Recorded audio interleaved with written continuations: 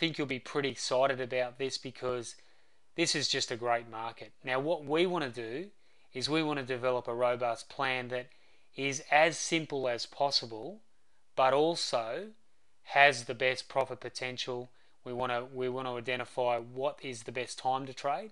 So with this, an additional filter in here, which will come into play in identifying when the best time is to trade.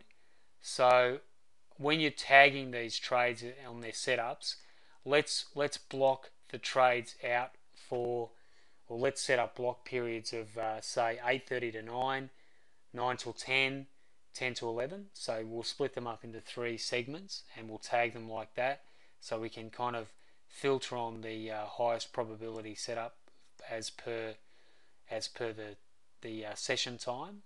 And if you really want to add a little bit of additional work to your day, you could actually track the trades from 3, or say from 2 a.m. through till 5 if you wanted to trade the European session. But standard trade setup, we're using the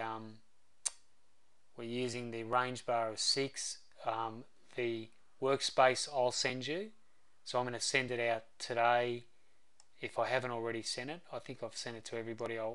Has anybody not got the crude oil work? Identify here is the profit line. Now the trailing profit line is basically staying with the profit line, and not. We want to make sure that it's not. If you use the trailing stop. So just to clarify, if you use the trailing stop, so we've gone to target, we go straight to the profit line, and that becomes our trailing stop. It's not plus or minus 2, it's just the profit line on the trailing stop. And you'll see there's some fantastic moves. There's also some choppy periods, but generally you pick up some really nice moves on crude. So pretty excited about that. Now this is our next task. So crude oil is our next job. So we're still working on, now just to recap, we're still working on the euro yen. We have to finish those 6 weeks, and we have to do, each week we want to do a summary of the highest performing strategy, and email that to me. I'll do a little bit of a recap of that when I send that email out. I want you to start on crude as soon as you're ready to. So that's ready to go.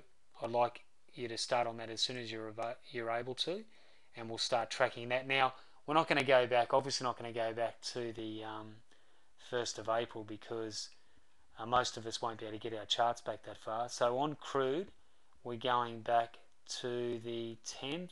Oh, let me just double check what I put. On the 10th of May. So the 10th of May you'll be able to go back to comfortably. So I would definitely get your charts back there now to the 10th and log that data.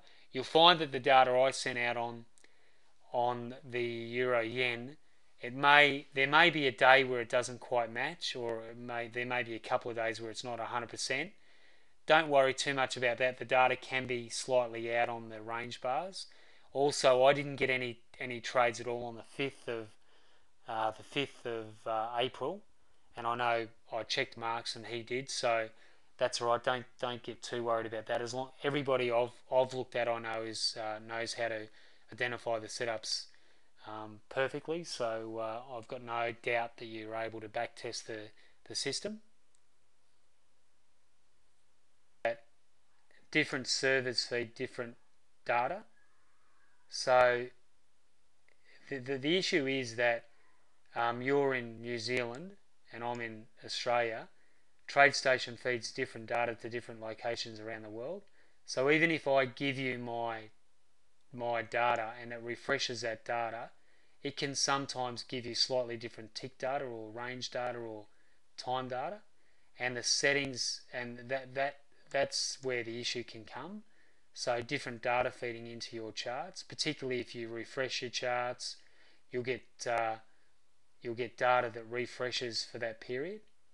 So that's the only thing I can think of. The server will definitely feed different. You see, this is the problem you're going to have. The charts are never going to be perfect. So if you're getting, if you're getting a little bit frustrated about the fact that they have to be perfect, don't worry about that, because they're never going to be perfect. The charts are never going to match up perfectly. Even if I send you my workspace, it's not going to be 100. It's not going to match 100%. So what you've got to work on is you've got to work on making sure that you know the system well, that you can identify the setups, um, and that basically you're tracking your trades off your workspace. So the best we can do with what we've got is for me to send you the workspace, and that'll get hopefully as close as possible that we can get to. But as far as getting it 100%, it's just not going to happen.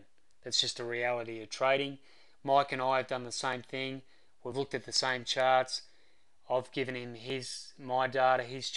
I've checked his data. They're slightly out. That was on crude. So it just happens. Like whether it's an exchange thing or whether it's a different server. So what you've just got to do is get your data, know your system, how to set your system up, and how to identify your trade setups.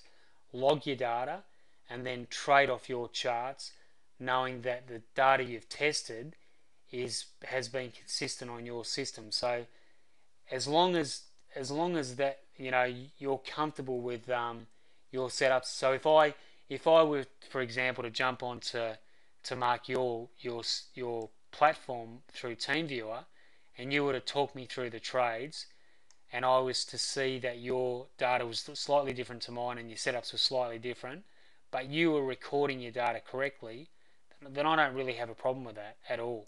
Because, as I said, you've only got to come into my room of a night time. We've got probably 2 or 3 people who have got slightly different setups, and it might only be by a couple of points, but it's just slightly different. Now what you've got to do is just trade off your settings, because that's what you've back tested. That's what you know works. That's the data you've been working off. So you've just got to be true to what you've back tested and stick with the data you've gone through. And really, at the end of the day, it shouldn't make a massive difference with the data you test. The end result should be fairly similar across the two